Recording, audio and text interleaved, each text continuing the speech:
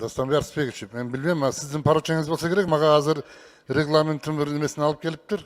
Мен окуп берейин. Голосование по простым законам проводится в дни заседания с 15 часов. Түшүнүк да?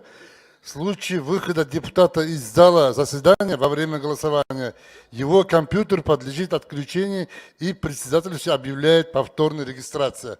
Значит, мен залда жоқ болгонда менин кнопкамды бирөө баса алат деген норма бул жерде жок. Сиз өзүңүз жиберип атасыз мага ушул немени. Ал деген добуш берүүнүн алдында. Жок, ошол мына Добуш берүүнүн өтөрүнүн алдында, добуш берип атканда. Ооба. Добуш бербедик башын, добуш берип билдирди. Мыйзамдардын долбооруначы. Анда мен түшүндүрөм. Мыйзамдын долбооруна добуш берип атканда, ошондой болот сиз айтып аткан алда регламент. Ал тиги процедурный маселе. Мындай жакшылап тактап окуп алыңыз. Экинчи микрофон.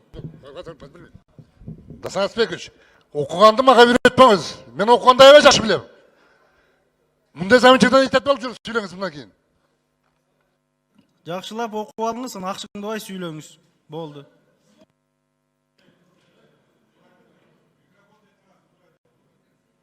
Сиз отуруп туруңуз, Анвар Артынкулович. Отуруп туруңуз сиз. Сизге микрофон берилген жок. Отуруп туруңуз ордуңузга.